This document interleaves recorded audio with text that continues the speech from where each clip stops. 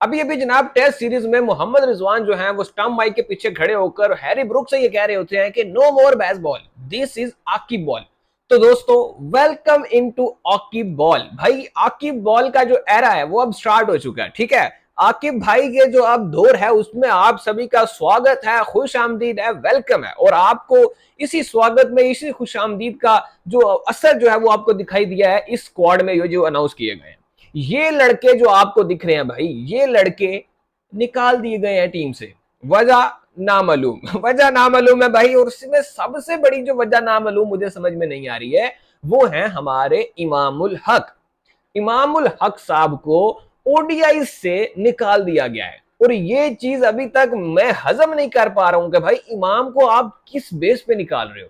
और मैं हैरान इस चीज को भाई, इस पे प्रेस कॉन्फ्रेंस में सवाल भी नहीं हुआ, किसी ने इस बारे में नहीं पूछा कि सर आपने इमामुल हक को ड्रॉप किया है, किस लिए किया है। मेरे ख्याल में इमाम को भी चाहिए अब दो चार जर्नलिस्ट के साथ जरा यारी दोस्ती बढ़ाए और उनको भी जरा जो है ना वो भाई लगाए थोड़ा सा कि यार हम मेरी भी तो गल करया करो ना प्रेस कॉन्फ्रेंस में, है मेरा तो तुसी नाम ही नहीं ले रहे। इमाम भाई थोड़ा सा एक्टिव हो यार, यही तरीका है आजकल टीम में आने का, अदरवाइज यहाँ पे सूरत हाल नहीं है। थोड़े से पैसे लगाओ, एक कंपेन चलवाओ, जैसे कि कुछ लोग आते हैं हमेशा 2 साल के बाद आते हैं भैया, आके वर्ल्ड कप खेलते हैं और फिर निकल लेते हैं पतली गली से, फिर कहते हैं जी तुसी कौन थे असी कौन है, ना सादा थोड़ा ना रिश्ता है ना थोड़ा साढ़ा रिश्ता है, खत्म शुद्ध सब कुछ खत्म। लेकिन पीसीबी ने ये जो डिसीजन लिया है भाई, एक बोल्ड डिसीजन कहा जा सकता है। ठीक है भाई, आपने बड़ी अच्छी थिंकिंग है आपकी, आपने जनाब नए प्लेयर्स को ट्राई करना है, आपने बड़ा एक बोल्ड किस्म का डिसीजन लिया, आपने ऑस्ट्रेलिया जैसे भूखे शेरों के सामने आपने अपने बच्चे फेंक दिए हैं, वो खूनख्वार शेर भाई, वो ऐसे दरिंदे बने बैठे हैं और आपने उनके सामने कहा है कि ठीक है जी न्याणे न्याणे गेरे कर दो, जान दो न्याणिया खेडन दो जाके। बड़े बड़े नाम जो हैं वो इस सीरीज से निकाले गए हैं, बड़े बड़े बुर्ज जो हैं वो गिर गए हैं जिनके बारे में किसी ने सोचा नहीं था। सबसे बड़ी जो ब्रेकिंग न्यूज है वो है जी चाचा इफ्तिखार, अपने इफ्ती भाई जो है वो निकल गए भाई टूर्नामेंट से। यार मतलब ये क्या हो रहा है यार, इफ्ती भाई के साथ तो बहुत दुख हुआ, इफ्ती भाई के साथ ये गलत हुआ है। इफ्ती भाई को इंसाफ मिलना चाहिए, इफ्ती भाई को इंसाफ मिलना चाहिए। ये इस बात पे तो भाई आप सभी एग्री करोगे, ठीक है, आप सभी एग्री करोगे कि इफ्ती भाई को इंसाफ मिलना चाहिए। खैर मजाक की बात भाई, मजाक अपनी जगह, लेकिन बहुत सारी चीजें जो आप इसवी ने की हैं। एक तो भाई फखर जमान को निकालना, ये चीज समझ नहीं आ रही है। आपका बेस्ट ओडीआई का बैटर, आपका बेस्ट टी20 का बैटर, रिसेंट टाइम्स में आप देखो तो फखर जमान जैसा हमारे पास कोई बैट्समैन मौजूद नहीं है।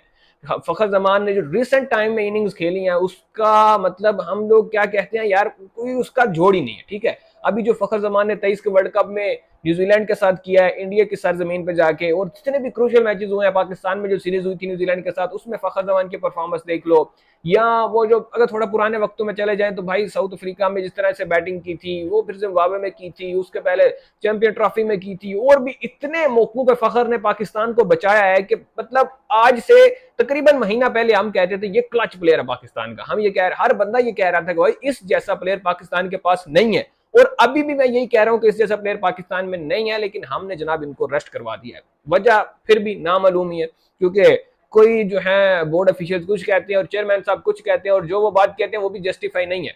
उसमें मैंने एक अलग से वीडियो बनाई है, अगर आपने नहीं देखी तो भाई जाकर चेकआउट कर लो, क्योंकि उसमें मैंने बताया है कि भाई फखर जमान को क्यों नहीं रखा गया। और फिर आते हैं अपने मेन इमामुल हक साहब। इमामुल हक का जैसे कि हमने आपको बता दिया कि भाई इमामुल हक जो है वो ओडीआईज में 49 की एवरेज रखते हैं, और हमने उनको बिठा के एक ऐसे प्लेयर को खिला दिया है, साइम अयूब को हमने रख लिया है, जिनको हमने कहा है कि आप और अब्दुल्ला शफीक हमारे ओपनर हो गए, वो भी ऑस्ट्रेलियन कंडीशन में। अब्दुल्ला शफीक अभी तक ऑस्ट्रेलिया जैसी कंडीशन में कभी कामयाब नहीं हुआ है, जब जब वो टेस्ट खेलने गया नहीं कामयाब हुआ। और साइम अयूब वो बंदा है भाई, वो इतना एक्सपोज हो जाता है गोरू के सामने जाके कि न्यूजीलैंड ने उसका मतलब सारे नहीं उठाने दिया पूरी सीरीज में। 4-5 मैचेस की टी20 सीरीज खेली थी हमने न्यूजीलैंड में, न्यूजीलैंड ने साइम अयूब को समझ नहीं आने दी कि भाई स्कोर करना कैसे है।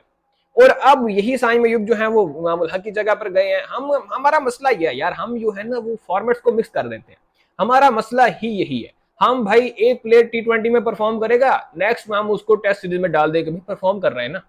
एक प्लेयर हमारा टेस्ट में परफॉर्म करेगा, हम उसको टी20 में डाल देंगे। अभी जो कि हमने किया है, आगा सलमान आपके सामने मिसाल है। आगा सलमान का पिछले 1.5 साल मतलब बड़ा अच्छा चल रहा है टेस्ट क्रिकेट में, बंदा सेंचुरियां भी मार रहा है, 50 भी मार रहा है, मैचेस भी जिता रहा है। हमने कहा यार ये तो बड़ा गोल्डन चांस है, हमने आगा सलमान को उठाया, हमने उसको टी20 का भाई वाइस कप्तान बना दिया, टी20 का भी बना दिया, ओडीआई का बना दिया। भाई अब ओडीआई भी खेलेगा, टी20 भी खेलेगा, सब कुछ खेलेगा। क्यों? क्योंकि बंदे का टाइम अच्छा चल रहा है। ये लॉजिक समझ में नहीं आ रही है, और यही काम हम अब कर रहे हैं भाई इमामुल हक के साथ। हमने इमामुल हक को बाहर बिठा दिया क्योंकि उसका कोई पिछले कुछ टाइम से वो खेल नहीं रहा है। टेस्ट सीरीज में उसने जगह दे दी कि चलो यार साइम अयूब को खिला लो, और अब उसको हमने ओडीआई से भी ठुड्डा करा दिया कि भाई जा तू, ठीक है रेस्ट मार, शादी वादी की एंजॉय कर भाई घूम फिर।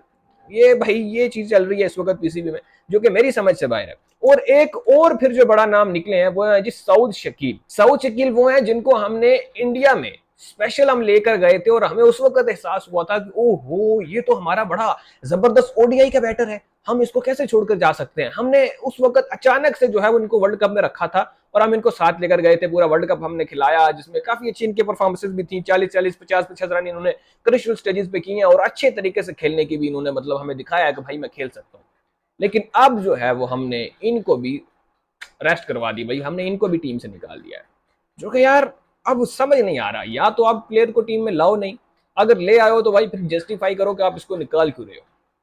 ये चीज जस्टिफाई नहीं करती आपकी कि भाई आप ये कर दिया वो कर दिया, मतलब समझ समझ रख यार आप ऐसा क्यों कर रहे हो। और फिर एक और बड़ा नाम जिसको निकाला गया है वो है जी शादाब खान और उसामा मीर। अब थोड़ा टाइम पहले अगर आप पीछे चले जाओ तो ये डिबेट चलती थी या उसामा खेलेंगे या शादाब खेलेंगे, हमें एक लेग स्पिनर चाहिए, लेग स्पिनर चाहिए, लेग स्पिनर चाहिए, लेग स्पिनर बहुत जरूरी है, ऐसा है वैसा है, ये रट लगी रहती थी हर वक्त। और यही होता था कि भाई या उसामा खेलेगा या शादाब खेलेगा। और अब हालात ये हो चुके हैं कि हमने दोनों को टीम से निकाल दिया है और इस वक्त हमारे पास कोई लेग स्पिनर भी नहीं है। जो है वो फिंगर स्पिनर है, कोई लेफ्ट आर्म स्पिनर है भाई, कोई कुछ है कोई कुछ है, कोई मिस्ट्री है तो किसी का कुछ है। तो यार अगर आपने ऑस्ट्रेलिया के सामने ऐसे हम अपने नौजवान खिलाड़ियों को डाल देना है, अरफात मिनास जैसे, फैसल अकरम जैसे, सुफियान मुकीम जैसे, तो वहां पे आप क्या उम्मीद रख रहे हो हैं। आप चाहते हो कि उनका कैरियर शुरू होने से वाली तबाह हो जाए, जिस तरह हमने जफर गौर के साथ किया था। जफर गौर को हमने ऑस्ट्रेलिया ले जाकर टेस्ट खिला दिया था और उसको भाई एक ही इनिंग में कोई 150-200 रन हो गए थे, कोई विकेट भी नहीं मिली थी। उसके बाद जनाब आपने उसको रखा ही नहीं कभी टीम में वापस। यही काम आप इनके साथ भी करना चाह रहे हो, मेन स्पिनर आप यहाँ छोड़ के जा रहे हो। भाई समझ से बाहर है कि पीसीबी क्या करना चाह रहा है और क्या नहीं।